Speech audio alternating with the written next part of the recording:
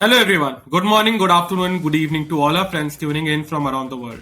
Welcome back to yet another video from the FPL Boys. Like always, before we start our video, just wanted to plug our channel and share that approximately 60% of our viewers are still not our subscribers. So if you're watching our video and like what you see or find it helpful, please subscribe to our channel and help us grow. Let us now move on and see how the teams match up against each other this game week.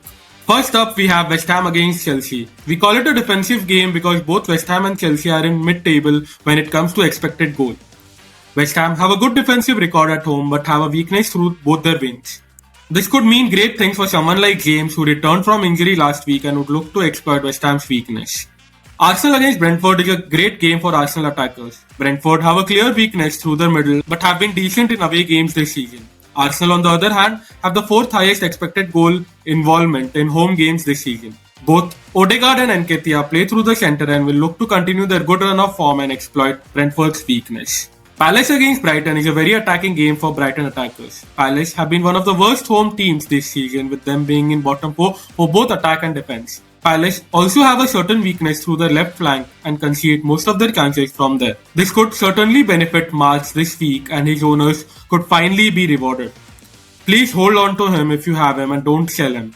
Fulham against Nottingham is a poor game for both attacks. While Fulham have been the worst defence in home games this season, Nottingham have the worst attack in away games. A snooze fest on the way? We certainly think so. And hence, we are avoiding both teams for now. Moving on, Leicester have been the worst attack at home this season. That was marginally also because of Maddison's injury. But now that he is back, Leicester could start to do well. They concede most of their chances through their wings, while Spurs concede a lot through their middle. Two players who we will be keeping an eye on would be Kulusevski, who will be playing from the right wing for Spurs, and Maddison, who would look to build on from that goal against Villa last week. Southampton against Wolves might also be a very poor game this week. Both attacks are in bottom 4 this season, in home and away games respectively. While managers can certainly look to bring in Wolves defenders, we will be avoiding both attacks for now. Bournemouth against Newcastle is a great game for Newcastle defence. Bournemouth are the second worst attack at home this season, while Newcastle are the second best defence in away games. A dream for double Newcastle defence holders. Our suggestion would be the certain MVP of the game, Trippier, who, along with keeping a clean sheet, can also return in attack as he will be playing through the right wing where Bournemouth tend to concede most of their chances from. Leeds have been decent at home this season, however the defence are in bottom 5 at home. United, on the other hand, are the 5th best attack in away games this season. Leeds also tend to concede most of their chances from the left flank and through the middle. This could certainly be great for Bruno and Anthony owners who will be playing through the red zone, and we all know how good Bruno is against Leeds. City against Villa is a dream game for City defenders, as City are in top 2 defence in home games and Villa are in bottom 4 attacks in away games. However, there is one problem, one big problem, and that is Pep and his rotation. Villa concede most of their chances from their wings, which has to be taken note of. KDB loves playing at Etihad, and this could finally be the week where he rewards his owners, alongside Grealish, who seems to have nailed the left wing spot for City. The derby between Liverpool and Everton have always been very fierce. Liverpool have a lot to prove and have been the 3rd best attack in home games this season. Everton, on the other hand, are in bottom 5 for both attack and defence in away games this season. They also concede most of their chances through their wings. A certain Mo Salah can be among FPL points this week, or so do we hope, ahead of a great double in Game Week 25. Both Arsenal and City would be looking to go all in, as this is certainly the title decider.